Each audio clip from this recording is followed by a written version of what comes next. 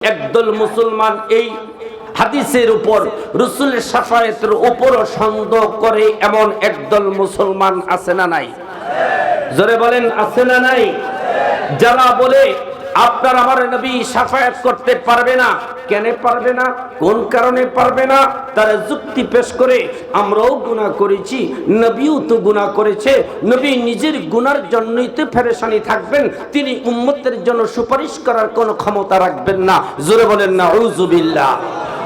যারা রাসূলের শাফাআত বিশ্বাস করে না, যারা নবীকে গুনাহগার মনে করে, তারা ঈমানদার হতে, আওয়াজ দা বলেন, ঈমানদার হতে পারে না।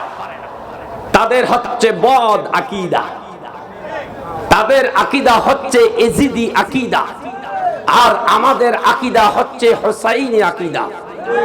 এই কথা বলেন ঠিক কিনা? আবার এই মাঠকে গরম করে আওয়াজ দিয়ে বলতে হবে, আপনি আমি কি এজিদি মুসলমান না হুসাইনি মুসলমান? কারা কারা হুসাইনি মুসলমান হাত উঠে দেখান। নারায়ে তাকবীর, নারায়ে রিসালাত। হাত নামান, আল্লাহ কবুল করুক। সবাই একবার বলেন আমিন। আমরা এজিদি মুসলমান হতে চাই না, আমরা এজিদি মুসলমান হতে, আমরা হুসাইনি মুসলমান। কথা বলেন ঠিক কিনা? আজকে দেখছেন না, যারা মিলাদকে বেদাত বলে, খুব খেয়াল, যারা কিয়ামকে বেদাত বলে, যারা আযানের পূর্বে সালাতুস সালাম বেদাত বলে, যারা জানাজার পরে দোয়াকে বেদাত বলে, আসেনি? এই জোরে বলেন আসেনি? যারা মিলাদ কিয়ামকে বেদাত বলে, যারা মৃত্যু ব্যক্তির জন্য দোয়ার আয়োজনকে বেদাত বলে, তারা বেদাত বলুক, কোনো তাতে আমাদের কোনো আপত্তি নাই। আমাদের আপত্তি হচ্ছে যারা বেদাত বলে তাদের মধ্যে এমন কিছু চরিত্র দেখা গেছে যাদের চরিত্রের সাথে এজিদের চরিত্রের মিল আছে। কথা বলেন ঠিক কিনা? আজকে তারাই ওলি আল্লাহদের মাজার ভাঙ্গে, আছে না নাই? এই জোরে বলে আছে না নাই? মাজার তো তারাই ভাঙছে যারা মিলাদ কিয়ামকে বেদাত বলে, মাজার তারাই ভাঙছে যারা মিলাদুন নবী অস্বীকার করে, মাজার তারাই ভাঙছে যারা আযানের পূর্বে সালাতুস সালাম বেদাত বলে। কথা বলেন ঠিক কিনা? আমরা ওলি আল্লাহর পক্ষে না বিপক্ষে?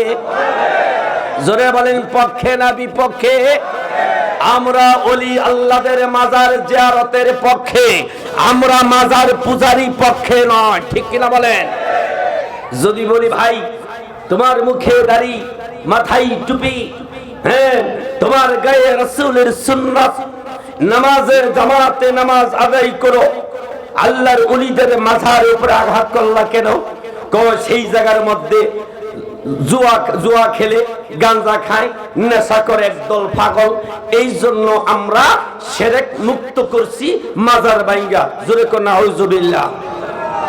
যদি মাজার আল্লাহর ওলিদের মাজারে একদল পাগল যদি এরকম যদি শরীয়ত বিরোধী কাজ করার কারণে যদি মাজার ভাঙ্গা ধাওয়া তোমরা জায়েজ মনে করো, তাইলে তোমাদের মাদ্রাসায় যদি আকাম হয়, তাহলে তোমাদের মাদ্রাসা ভাঙ্গাও তো জায়েজ। এই কথা বলেন ঠিক কিনা? মাজারে যদি কেউ জুয়া খেলে, মাজারে যদি কেউ গাঁজা খায়, আমরা তাদের পক্ষে নয়, আমরা তাদের বিপক্ষে। যদি মাজারে গিয়া কেউ শিরকি করে, তাদেরকে মাজার থেকে দৌড়াইয়া জিয়ারতের জন্য দরজা কিয়ামত পর্যন্ত খোলা রাখতে হবে। কথা বলেন ঠিক কিনা? এই দেশে আল্লাহর ওলিরা যদি না আসতো, আমরা মুসলমান ইসলাম কি জিনিস বুঝতাম? কথা কয় না কা? জোরে বলেন, বুঝতেন? আল্লাহর ওলি আসছে বিদায়, আল্লাহর ওলিদের মাধ্যমে আমরা ইসলাম পেয়েছি। নবীর মাধ্যমে ইসলাম পাই নাই, সাহাবায়ে কেরামের মাধ্যমে আমরা ইসলাম পাই নাই। আমরা ইসলাম পেয়েছি শাহজালালের মাধ্যমে, আমরা ইসলাম পেয়েছি শাহপনের মাধ্যমে, ইসলাম পেয়েছি গাউসে পাকের মাধ্যমে, আল্লাহর ওলিদের মাধ্যমে। কথা বলেন ঠিক কিনা? এই দেশে এখনো সূর্যের আলো আছে, আমাদের দেশে এখনো চন্দ্রের আলো চালু আছে, গাছের ফল ঠিক আছে, নদীর মাছ এখনো ঠিক আছে, জমিনের ফসল এখনো ঠিক আছে। একটাই কারণ, এই জমিন আল্লাহর ওলিরা আছে বিদায়। যদি আমরা যেই অপকর্ম করি, আমরা যে নবীর বিরুদ্ধতা করি, আমরা যে মুসলমান হইয়া ইসলামের বিরুদ্ধতা করি, আল্লাহ সূর্যের আলো বন্ধ করে দিত, জমিনের থেকে ফসলকে আল্লাহ বন্ধ করে দিত, যদি এই জমিনে আল্লাহর ওলিরা না থাকতো। কথা বলেন ঠিক কিনা? আর সেই ওলিদের মাঝার তোমরা ভাঙ্গো, আবার তোমরা হক্কানি মুসলমান দাবি করো।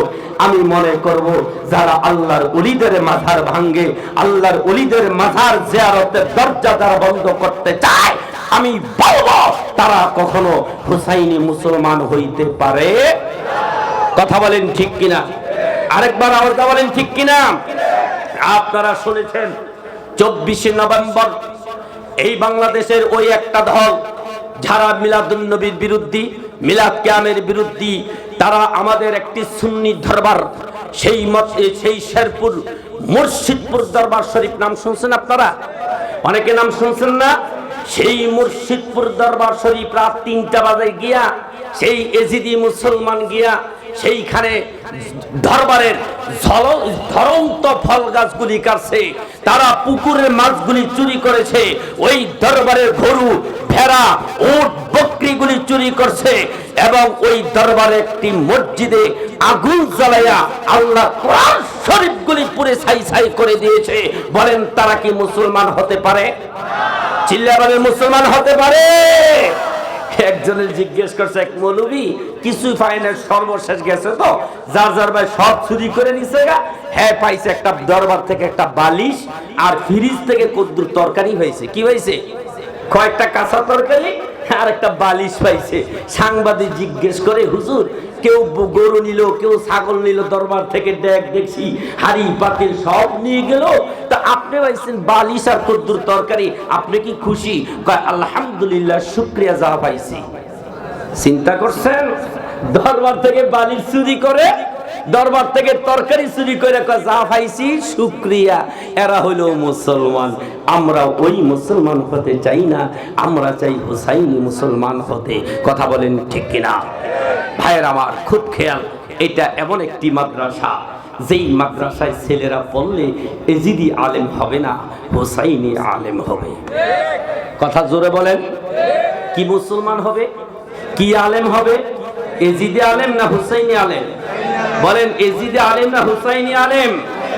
আজকে এই মতলব উত্তরে ফরাজিকান্দি দরবার শরীফ আছে বিদায় এখনো মতলবের জমিনে সুন্নিয়াতের আওয়াজ এখনো চালু আছে। কথা বলেন ঠিক কিনা? এই ফরাজিকান্দি দরবার আছে বিদায় এখনো মতলব উত্তরে শতকরা 95% মসজিদের ইমাম সাহেব এখনো আযানের পূর্বে সালাতুস সালাম পেশ করে। এখনো 95% মসজিদগুলিতে ইমাম সাহেবেরা মিলাদ কিয়াম করে। এর একটাই কারণ, এই ফরাজিকান্দি দরবার এখন দরজা খোলা আছে।